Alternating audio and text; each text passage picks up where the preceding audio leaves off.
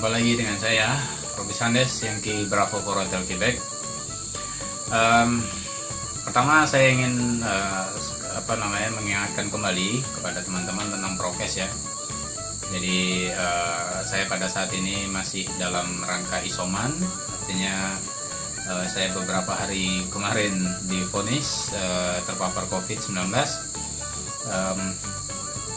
Walaupun saya sudah mendapatkan vaksin 2 kali dan menggunakan masker, tidak berinteraksinya itu jaga jarak segala macam, tapi yang namanya barang tidak terlihat ya kita ya harus tetap waspada lah. Kemudian dalam kesempatan kali ini saya ingin juga membahas atau mengomentari satu postingan di Facebook ya, yaitu apakah seorang Yankee Bravo atau penegak ya wajib memiliki kemampuan dalam berkomunikasi mode CW. Kalau menurut saya pribadi nggak wajib. Artinya ya pertama, kalau Anda tidak menggunakan mode CW, ya izin Anda juga nggak bakal dicabut, gitu kan? Sama aja, apakah seorang Yankee Bravo itu wajib bisa di mode digital? Ya mode digital itu jangan dianggap mode yang gampang, mode gampang karena Anda sudah ngerti. Ya CW juga begitu, CW itu apa? Ya mode biasa aja. Kalau bagi yang ngerti, kalau bagi yang nggak ngerti atau yang nggak ini. Jadi kalau menurut saya nggak ada kewajiban. Artinya itu mode itu sama dengan band plan. Ya, kita mendapat lisensi, kita diizinkan untuk menggunakan band plan dari 430 sekian kilohertz sampai ke 1 giga. Ya, sekian gigahertz gitu ya. Sampai 5, berapa gigahertz kalau nggak salah itu. Itu diizinkan, bukan diwajibkan. Artinya ya silahkan pilih, kita mau pakai yang mana ya. Kalau kita mau cuma pakai VHF nya saja di 2 meteran saja, ya silahkan, kan diizinkan. Yang penting di VHF nya itu di 2 meterannya itu di 144 sampai 148. Atau kalau misalnya kita kepengen mancarnya itu di HF aja misalnya ya, di HF dari 80 sampai 10 meter, monggo. Atau saya cuma kepingin mancar di di WRC atau di di MF misalnya di 160 meter misalnya, silakan, nggak masalah. Yang penting sesuai dengan band plan yang sudah ditetapkan gitu. Begitu juga dengan mode. Jadi Anda mau mancar menggunakan mode teleponi boleh, menggunakan mode digital diizinkan, mode CW ya juga silahkan gitu, karena itu memang sudah diizinkan, tapi bukan diwajibkan. Kalau diwajibkan berarti kita harus mancar tuh di semua mode itu, tapi ini bukan diwajibkan gitu. Jadi kalau ditanya apakah seorang penegak ya nggak usah penegak lah, penegak atau penggalang gitu ya, wajib memiliki kemampuan untuk berkieso, itu nggak wajib, karena ya dia juga nggak wajib kok harus mancar di situ. Sama aja misalnya digital itu kan variannya banyak ya, ada RTTY, ada FT8, ada PSK. Nah, yang mana yang kita mau ini ya sesuai dengan minat kita aja. Kalau kita minatnya cuma di FT8 ya monggo ya. Yang penting kalau Anda cuma berminat untuk berkomunikasi menggunakan mode teleponi misalnya di FM, ya mancarlah di segmen teleponi ya, jangan di segmen CW Anda pakai teleponi. Nah, kayak model yang pengacau-pengacau di segmen CW itu ya, yang di 7000 sampai 7040 itu. Nah, itu kan mereka mungkin punya izin, mereka punya lisensi. Kabarnya juga mereka tuh ada yang pengurus di orari gitu ya. Tapi mentang-mentang mereka itu bisa merakit, kemudian mereka seenaknya aja gitu mancar SSB tapi di segmen CW. Walaupun boleh dia memancar SSB di 40 meter band, tapi segmen SSB-nya itu telefoninya itu di berapa? Jadi di 7040 ke atas. Nah, mancarlah di sana gitu. Nah, jadi kayak gitu ininya. Kemudian juga misalnya kalau mau mancar SSB bandwidthnya cuma 3 kHz ya, jangan lebih. Jangan kayak orang-orang yang dung cis itu. Saya perhatiin ada yang mancar di 6 kilo, ada yang sampai 10 kHz. Wah, saya bilang ini orang mau ngapain ini? Ngaco bener ini kan. Padahal ada yang pengurus juga, ada yang katanya sudah senior tapi kok nggak tahu aturan kan? Dia nggak paham itu, nggak pernah dibina itu orang-orang itu gitu ya sama organisasinya. Masa nggak pernah dikasih tahu kalau mancar SSB itu nggak boleh lebih dari 3 kHz ya. Mendingan dia pindah aja ke 3,8 berapa itu segmen AM itu. AM ini bisa 12 kHz kan. Nah, jadi mode yang mau mode SSB, teleponi, atau mau mode digital, atau mau mode CW, yaitu pilihan Anda. Jadi tidak ada kewajiban bahwa Anda harus bisa berkomunikasi di CW. Jangan tidak ada juga kewajiban bisa harus mode digital, nggak ada. Itu kan pilihan aja. Ya, artinya jangan juga kemudian sampai kepada kalimat bahwa kalau ada amatir radio yang tidak bisa berkomunikasi CW kemudian dianggap abal-abal. Nggak juga gitu. Artinya orang tidak bisa CW itu kan ada banyak kemungkinan ya. Kalau dia memang nggak minat, gimana coba? Seperti saya bisa berkomunikasi CW. Tapi jujur aja, saya cuma bisa menerima loh. Ya, menerima sampai 30 WPM, kadang-kadang lebih kalau pas lagi sinkron gitu, masih bisa saya terima. Tapi kalau yang namanya ngirim, aduh, amburadul saya. Kalau disuruh ngirim pakai ini, nggak bisa saya. Jadi gimana? Ya saya kalau KSU CW nggak bisa tanpa komputer gitu. Karena apa? Untuk ngirimnya saya minta bantuan komputer. Apa itu bermasalah? Ya nggak juga. nggak masalah.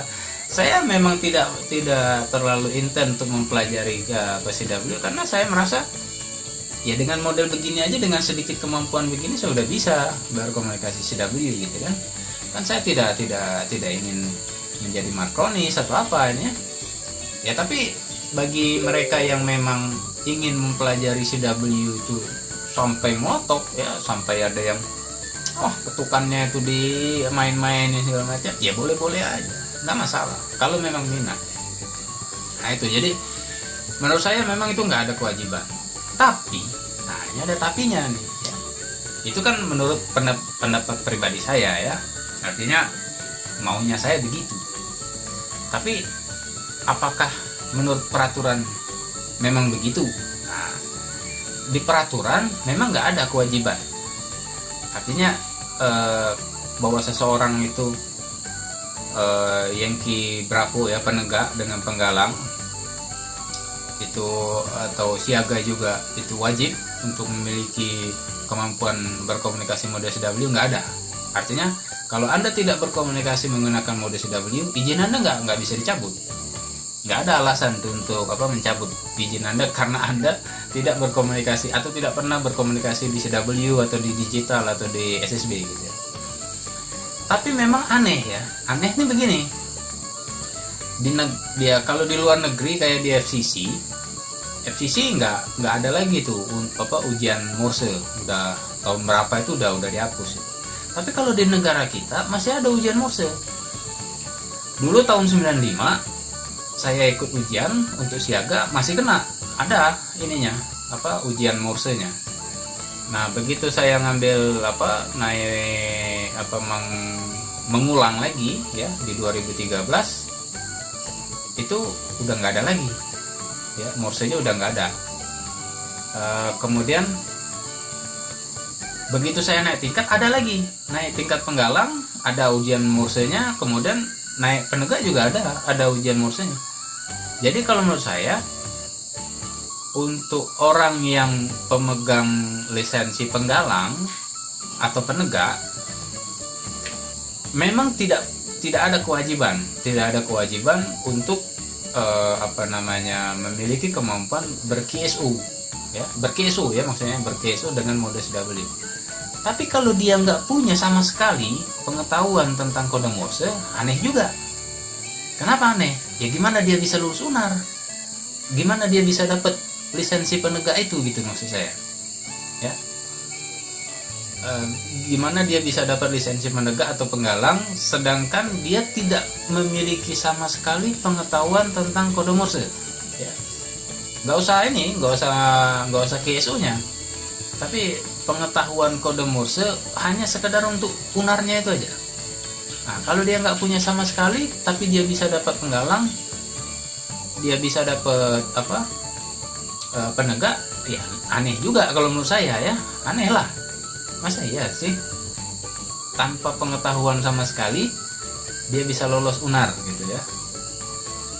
Tapi ya whatever ya, artinya ya kalau sudah lolos UNAR kemudian dia sudah punya lisensi penegak, yang jelas kalau dia sudah punya lisensi penggalang atau penegaknya nggak ada lagi kewajiban itu. Jadi walaupun di UNAR-nya itu ada tes Morse-nya ya, tapi setelah lulus UNAR tidak diwajibkan untuk ber-KSU di CW gitu. Jadi jadi mirip seperti waktu saya tahun 95 waktu ikut ujian UNAR itu siaga ya. Pada waktu itu siaga masih ada ininya, ujian CW-nya. Jadi saya memang sempat belajar CW itu, tapi cuma dalam rangka untuk lolos UNAR ya. Untuk selanjutnya nggak pernah saya pakai KSU CW itu sampai tahun 2014 2015 baru saya benar-benar ber-KSU CW gitu ya. Jadi walaupun saya tidak pernah berkomunikasi CW selama tahun 95 itu, tapi ada sedikit pengetahuan saya tentang CW itu, walaupun saya tidak pernah ber-KSU. Pengetahuan saya itu sebatas hanya untuk lulus UNAR. Jadi kalau nggak punya pengetahuan sama sekali ya tentang CW itu aneh tuh. Aneh, memang aneh banget gitu ya. tapi kalau dia sudah berhasil dapat itu lisensi penegaknya atau penggalang ya, entah bagaimana caranya, nyogok atau gimana lah, nggak tahu ininya. Setelah itu nggak ada kewajiban harus bisa KSU CW. Nah itu ya, jadi jangan juga melebar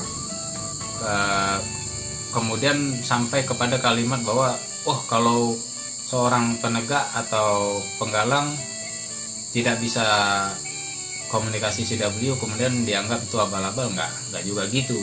Di amatir radio ini nggak ada yang abal-abal, nggak ada yang lebih pintar, nggak ada yang lebih hebat ya. Karena bagi saya kalau di dunia amatir radio itu cuma ada dua tipe manusia ya. Yang pertama, dia duluan ya, entah nasib entah gimana, dia duluan apa, dia duluan masuk dunia amatir, duluan mempelajari gitu ya. Makanya seolah-olah dia jadi lebih pintar, lebih hebat gitu. Bukan lebih pintar, lebih hebat, tapi karena dia duluan gitu. Yang lain belakangan, dia salah sendiri kenapa belakangan gitu ya. Kemudian tipe manusia berikutnya adalah yang mau dalam artian berminat ya. Jadi orang ada amatir yang berminat untuk ikut kontes, ya silakan gitu, karena dia berminat ya. Ada amatir yang dia hobinya cuma ngumpulin award, ya silakan, itu minatnya di situ. Amatir radio ini dunianya luas ya, banyak sekali cabang minatnya di dalam itu, dan itu tidak bisa dipaksakan. Jadi kalau ada orang ya yang bisa CW, ada saya pernah lihat tuh sampai kiri kanan gitu ya. Wah, kiri kanan nih mancar semua pakai ini manual gitu ya. Hebat. Ya menurut saya enggak juga. Ya, karena ya dia mempelajari itu gitu. Ya kita juga kalau misalnya memang kita tekuni itu, kita pelajari itu, ya bisa juga ya. Orang yang sampai CW-nya itu sampai 30 WPM, sampai 35 WPM, sebelumnya juga nggak ngerti sama sekali tentang CW ya. Tapi karena dia pelajari, dia berminat, ya akhirnya dia bisa. Sama seperti mode digital. Ya, Anda bisa bilang bahwa FT8 itu mode abal-abal itu, ini nggak ada yang, ya gampang sekali. Jangan berpikir begitu. Anda menganggap itu gampang karena Anda sudah tahu. Dulu waktu Anda belum tahu, minta ampun Anda itu. Susahnya belajar FT8. Ya, jadi bukan juga, jangan Anda anggap bahwa kemudian ada Yankee Bravo yang tidak pernah berkeso sama sekali itu jadi abal-abal, enggak.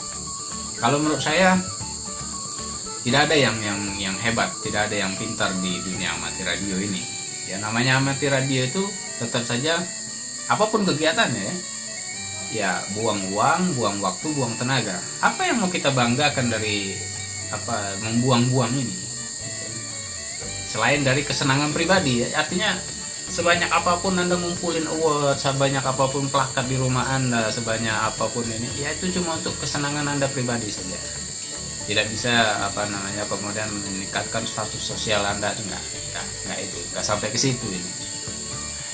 Dan masalah kewajiban, sebetulnya di dunia amatir radio itu nggak ada kewajiban. Kewajibannya itu cuma satu, yaitu mematuhi dan menaati peraturan yang berlaku. Cuma itu aja. Peraturan di sini peraturan dari pemerintah ya itu yang paling tinggi. Kemudian ya kalau misalnya ada peraturan di organisasi, ya ikuti juga peraturan organisasi itu. Tapi jangan sampai juga berpikiran organisasi lebih tinggi dari pemerintah. Itu kan salah kaprah juga. Jangan kemudian pokoknya kalau sudah orari pusat bilang begini, ya begitu. Salah, ya salahkan orari pusat. Nah, ngaco kalau kayak gitu kan. Kita udah tahu bahwa itu bertentangan dengan peraturan pemerintah, ya jangan diikutin. Kalau organisasi ternyata mengeluarkan sesuatu yang salah, ya kasih tahu ininya. Itu yang benar gitu. Jadi itu kewajiban amatir radio hanya satu, yaitu mematuhi dan mentaati peraturan. Ya peraturan apa saja? Peraturan pemerintah terutama, peraturan organisasi, peraturan dalam kontes, ya, peraturan dalam rule dalam mendapatkan award, ya. Jadi kewajibannya cuma itu aja, mematuhi dan menaati. Apa kegiatannya, apa modenya, apa frekuensinya, itu pilihan semua itu. Ya, semuanya pilihan. Anda mau pakai CW monggo, mau pakai digital silakan, mau pakai SSB silakan, mau di HF saja boleh, mau di VHF saja silakan juga. Gitu. Jadi tidak ada atau tidak bisa kita mengukur bahwa kalau bisa mode CW itu berarti lebih berkualitas, nggak itu, bukan begitu ukurannya gitu. Bisa mode CW tapi urakan gitu ya. Urakan itu maksudnya gini, ada orang yang bisa CW sampai 35 WPM misalnya. Wah, iya mancar 35 WPM terus, nggak peduli lagi lawan dia itu mancar di berapa WPM. Ada yang amatir-amatir yang benar itunya ya, walaupun dia sedang mancar di 35 WPM, tapi begitu ada lawan dia yang masuk dan mengetuk dengan kecepatan ketukan hanya 18 WPM, dia akan menurunkan kecepatan dia, menyesuaikan. Jadi nggak mentang-mentang wah saya bisa 35 WPM, hantam aja terus 35 IPN. Nah, itu. Jadi tidak ada yang lebih hebat, tidak ada yang lebih pintar, yang ada hanya siapa yang duluan mempelajarinya dan siapa yang berminat untuk mempelajarinya. Nah, itu aja. Dan kalau masalah kewajiban, tidak ada kewajiban di dunia amatir radio ini. Kewajibannya cuma satu, mematuhi dan menaati peraturan. Saya Robi Sandes, Yankee Bravo Hotel Quebec 73.